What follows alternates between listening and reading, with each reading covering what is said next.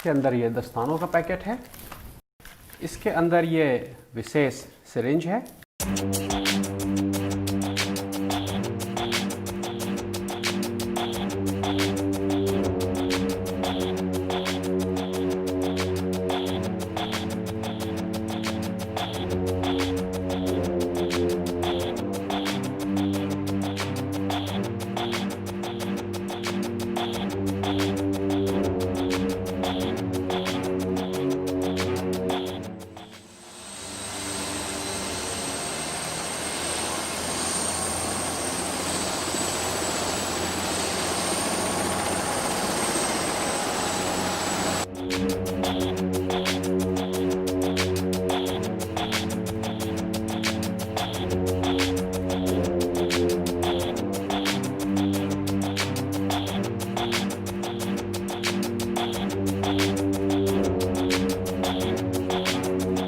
तो आज मौका आ गया है वैक्सीन को अनबॉक्स करने का। उसके अंदर क्या क्या है वो आपको दिखाएंगे। उससे पहले मुझे बहुत सारी परमिशंस मिल गई हैं, बहुत सारी नहीं मिली हैं। मुझे बहुत सारे नामों को दिखाना मना है, तो मैं उनको पहले हाइड कर दूं क्योंकि मैं इतना ब्लर इफ़ेक्ट नहीं लगा पाऊंगा। इसलिए मैं सोचता हूं कि सीधे मैं टेप ही लगा दूं तो आसान रहेगा।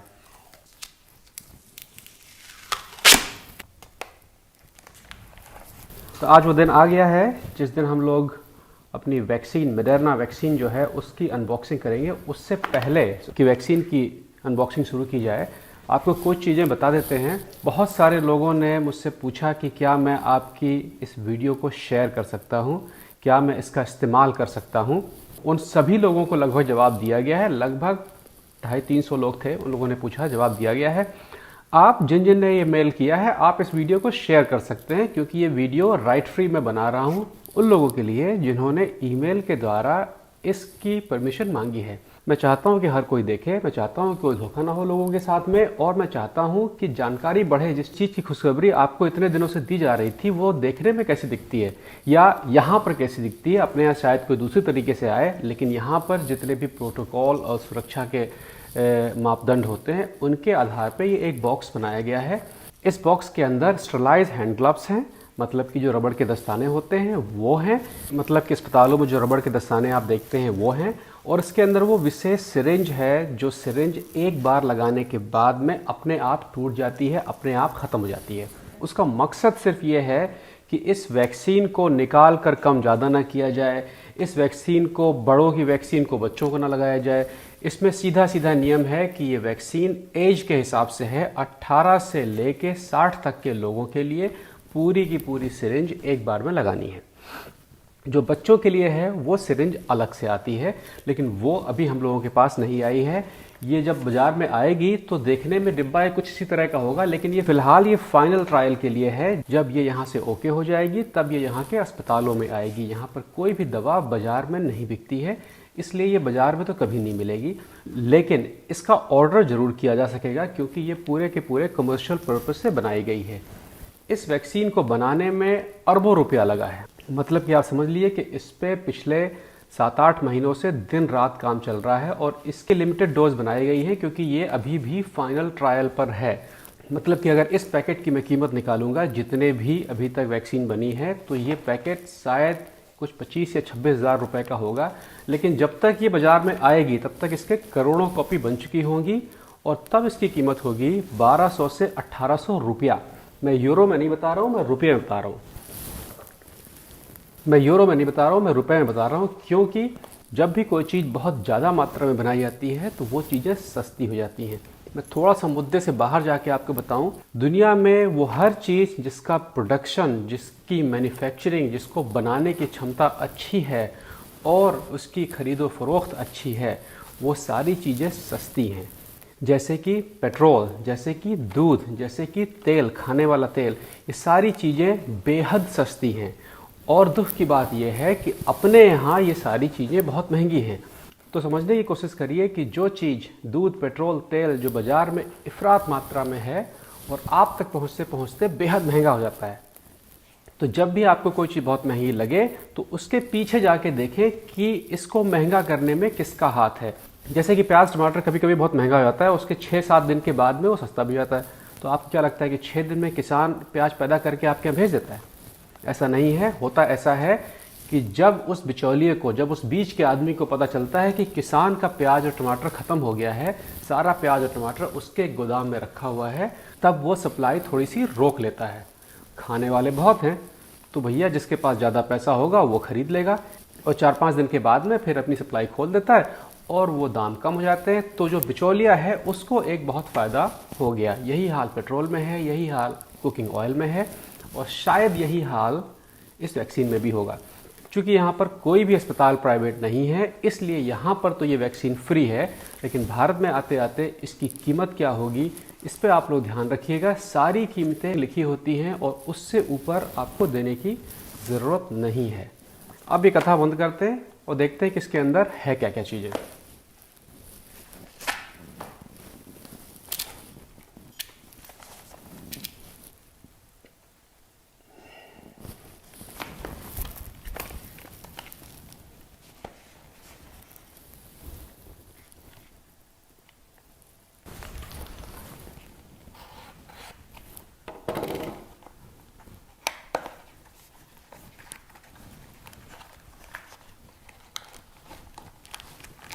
के अंदर ये दस्तानों का पैकेट है, इसको मैं किनारे कर दूं। इसके अंदर ये विशेष सिरिंज है, इसको मैं इधर रख दूं। और ये एक खर्रा है कि इसमें कौन सी दवा है, क्या कैसे है, पूरा हिसाब किताब जो होता है वो इसके अंदर है। इसको भी मैं अब किनारे कर दूं। ये दो सबसे ज़रूरी चीज़ें हैं इसके अंदर। ये हैं दस्ताने। अच्छा, इन दस्तानों में, और जो आम अस्पतालों में दस्ताने होते हैं तो इस तरह के डिब्बे में आते हैं और ये दस्ताने ऐसे रखे होते हैं, समथिंग लाइक दिस, अलग अलग साइज़ के होते हैं। लेकिन इस दस्ताने में और इस दस्ताने में फ़र्क क्या है? इसमें फ़र्क यह है कि ये जो डिब्बा होता है, ये डिब्बा खुला हुआ होता है और इसमें 20 हाथ लगते हैं। जैसे कि अभी ये हाथ है, ये मैंने लगाया तो मैंने अगला दस्ताना भी छू लिया, तो ये दस्ताने जो हैं वो स्टरलाइज नहीं रह जाते हैं। मतलब ये दस्ताने अस्पतालों में ऑपरेशन वगैरह करने के काम में नहीं आते हैं। हाँ, ये दस्ताने मरीजों की देखभाल और केयर करने के मामले में तो आते हैं, लेकिन जहाँ पर खून या कोई ऐसी चीज़ जो शरीर के अंदर जा रही है, वहाँ पर इन दस्तानों का इस्तेमाल नहीं किया जाता है। आगे चलें उसके पहले कि मैं इसको ज़रा टेप कर दूँ, वरना बाद में मैं झंझट में पड़ जाऊँगा। ये जो पीछे QR कोड लगा हुआ है, इसका भी एक विशेष महत्व होता है। चूँकि ये वैक्सीन अभी ट्रायल पर्पज़ के लिए है, इसलिए होता ये है कि हर डिब्बे में कुछ असली और कुछ नकली वैक्सीन्स होती हैं, जो बाहर से दिखने में बिल्कुल ऐसी होती हैं। ये मैंने चेक किया था, ये असली वैक्सीन ही है। नकली और असली वैक्सीन इसलिए दी जाती हैं कि जब ये वैक्सीन खोल कर लगाई जाएगी तो मरीज को नहीं पता होता है कि उसको असली लग रही है कि नकली लग रही है। मरीज को ये ज़रूर पता होता है कि उसके ऊपर वैक्सीन का ट्रायल हो रहा है। तो जब भी कोई वैक्सीन लगती है, हर मरीज उसको अलग तरीके से रिएक्ट करता है, लेकिन सबको पता होता है कि इसके साइड इफ़ेक्ट क्या होते हैं। इसलिए जो टेस्ट करने वाले लोग होते हैं वो जानना चाहते हैं कि वो साइड इफ़ेक्ट हकीकत में होते भी हैं कि नहीं, या सिर्फ दिमागी हैं। तो ये भी हो सकता है कि आपको ये टेस्ट वैक्सीन लगाई गई, बाद में डॉक्टर ने QR से चेक करके देख लिया कि भैया ये तो नकली थी, पानी है खाली, और आपको वो सिम्टम्स आ रहे हैं जो साइड इफ़ेक्ट वाले सिम्टम्स होते हैं, तो चेक कर लिया जाता है कि भैया ये दिमागी है, ये असलियत नहीं है। इसलिए जो टेस्ट वैक्सीन होती हैं उसमें लगभग 30 से 45%, माने लगभग आधी वैक्सीन पानी होती, नकली होती है, और केवल डॉक्टर्स को पता होता है कि वो असली वाली लगी है उसको या नकली वाली लगी है। चूँकि मुझे अनबॉक्सिंग करनी थी इसलिए मैंने इसको टेस्ट कर लिया था, ये ओरिजिनल वाली है। सबसे पहले इसको किनारे कर देते हैं। ये स्टरलाइज दस्ताने हैं, इनको पहले खोला जाएगा। इनका खोलने का और लगाने बिछाने का भी एक तरीका होता है। देखिए, ये पैकेट जो है, ये पैकेट हमेशा ऊपर से आधा खुला होता है, जिससे कि ये खोलना आसान हो। तो ये पैकेट पहले यूँ खोला जाएगा। इसके अंदर जो ये पेपर है ये निकाला जाएगा। ये पेपर भी स्टरलाइज है, लेकिन चूंकि मेरे हाथ स्टरलाइज नहीं है, ये सब गंदे हैं, मतलब हालांकि मैंने धोए हैं साबुन से, उसके बाद भी इसमें बैक्टीरिया और तमाम चीज़ें होती हैं। इसलिए इसका एक पूरा प्रोटोकॉल है कि ये कैसे इस्तेमाल की जाती है। हमेशा डॉक्टर या नर्स जहाँ पर ये वैक्सीन लगाते हैं वो सरफेस बिल्कुल सीधी होनी चाहिए और उस पर काफ़ी जगह होनी चाहिए। इसको पहले खोला जाता है। खोलने के बाद में अगर आप देखेंगे तो इसमें बना हुआ है कि कौन सा दस्ताना किस हाथ के लिए है, लेफ़्ट या राइट, लेफ़्ट या राइट। इसको यहाँ तक तो मैं इसको ऐसे ही खोलूँगा, ये मेरा राइट हैंड है, ये मेरा लेफ़्ट हैंड है। इसको मैं फिर खोलूँगा। इसमें सबसे झंझट वाला काम ये होता है कि बहुत बार इसको हम खोलते हैं और चूंकि ये कागज़ है तो ये अपने आप बंद हो जाता है, फिर उसको दोबारा खोलने में फिर हमारे हाथ स्टरलाइज नहीं रह जाते हैं, हमारे हाथ में कोई ना कोई बैक्टीरिया आ जाता है। तो इसलिए इसको बड़ी ही शराफत से खोला जाता है। तो इसको खोलने के बाद में अब हम लोगों ने ये इसको खोल दिया है। अब मेरा हाथ जो है कम से कम ये बीच वाले इलाके में जाएगा, क्योंकि ये जो दस्ताना रखा हुआ है ये एक स्टरलाइज दस्ताना है। दस्ताने को हाथ लगाने से पहले अब मुझे वैक्सीन लेनी है, और वैक्सीन में भी ये ओपनिंग का पार्ट बना होता है। देखिए यहाँ पर एक छोटा सा पॉइंट बना हुआ है, तो ये आप तुरंत देख सकते हैं कि ये इधर का खुला हुआ है, बाकी सब बंद है। तो ये इसको मैं यूँ खोल दूंगा। इस वैक्सीन को, चूंकि ये वैक्सीन का जो ये नीडल वाला पार्ट है ये शरीर के अंदर जाना है, इसलिए इसको मैं नहीं छूऊंगा सादे हाथों में, लेकिन बाकी मैं छू सकता हूँ। ये सिरिंज हाथ में आने के बाद ये कभी ज़मीन पर नहीं जाएगी, ये इस कागज़ के ऊपर रखी जाएगी, क्योंकि ये कागज़ इस मेज के मुकाबले काफ़ी साफ़ सुथरा है, तो ये उस पर रखी जाएगी। ये दस्ताने अगर आप ठीक से देख सकेंगे तो दस्ताने आधे फोल्ड किए हुए हैं। इसका मतलब ये है कि मैं नीचे का पार्ट अगर पकड़ूंगा तो ये मेरे हाथ के अंदर चला जाएगा। दूसरी चीज़, कोई भी वैक्सीन या इंजेक्शन यहाँ पर जब कोई डॉक्टर लगाता है तो उसे फुल आस्तीन के कपड़े पहनना मना होता है, क्योंकि वो कपड़े कितने भी आप सही करें वो हाथ में ज़रूर आएंगे। तो डॉक्टरों की जो यूनिफॉर्म होती है वो हाफ स्लीव की होती है। तो मैं इसको अपना पीछे कर लेता हूँ, जो लगभग सबसे पहले आपको राइट हैंड साइड या लेफ्ट हैंड साइड, जो भी आपका हाथ बेहतर काम करता है, उस पे दस्ताना पहनाया जाता है। और ये अंगूठे से, इस अंगूठे से ये दस्ताने में नीचे से हाथ डाल के इसको हाथ में लेते हैं और फिर ये पहनते हैं। ऊपरी भाग कुछ भी हाथ में नहीं आना चाहिए। इसको आप छोड़ के और खींच के ये दस्ताना आप इस तरह से पहन सकते हैं। दूसरा दस्ताना होता है, ये 2 उंगलियां, जो फोल्ड किया हुआ आइटम रखा हुआ है, ये जो फोल्ड किया हुआ दस्ताना रखा हुआ है, इसके अंदर जाएगा।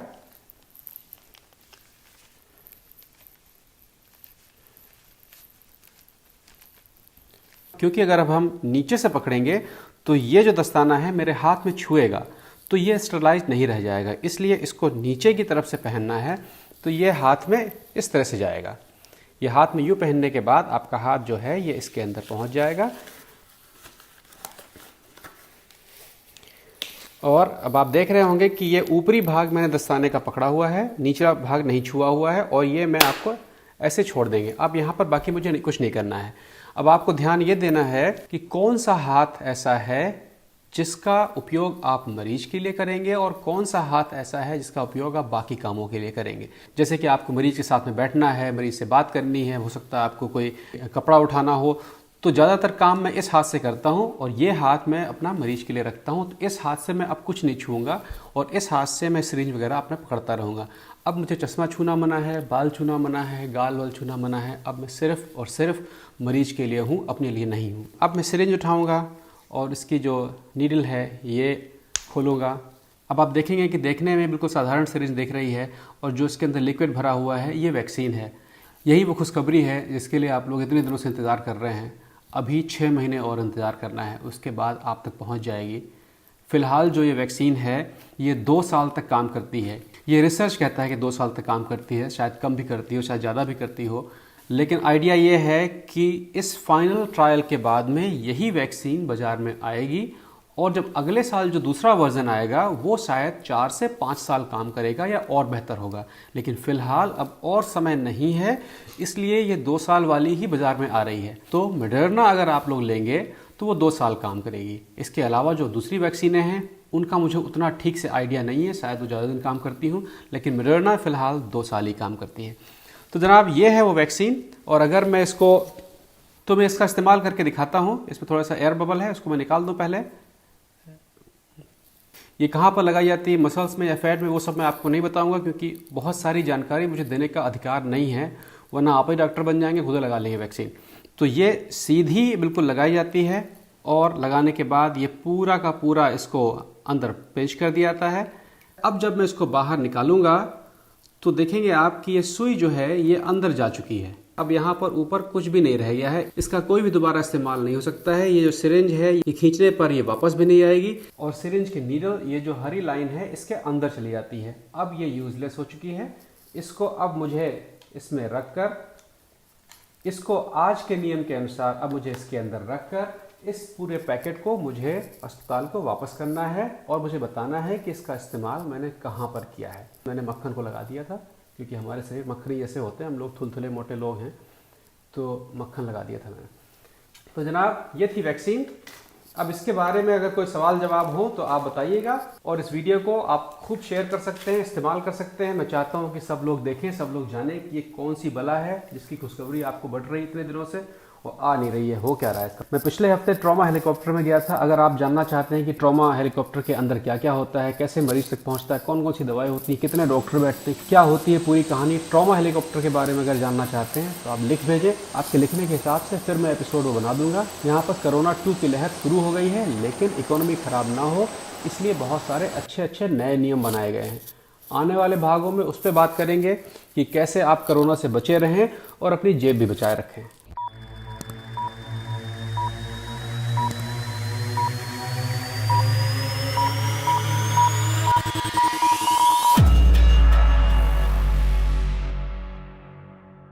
भैया सीजन 2 लैपटॉप गिव अवे शुरू हो गया है। करना इसमें कुछ खास नहीं है, सिर्फ अपना नाम लिख के भेज देना है। एक बार लिख के भेज दिए हैं, दोबारा लिखने की जरूरत नहीं है, वो नाम अपने आप चला जाएगा। सिर्फ आपको लिखना है कि मैं विद्यार्थी हूं। अगर आपकी उम्र 12 से 30 वर्ष के बीच में है और आप किसी भी तरह का विद्या अर्जन कर रहे हैं तो आप इसे पा सकते हैं। उन लोगों को, उन आईडीज को जिनको पिछले गिव अवे में लैपटॉप मिल चुका है, उनका नाम इस बार शामिल नहीं होगा।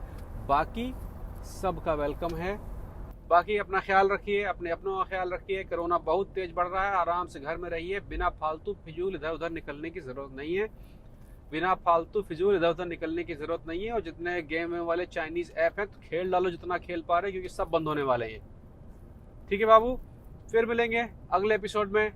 घर में, परिवार में सबको प्रणाम।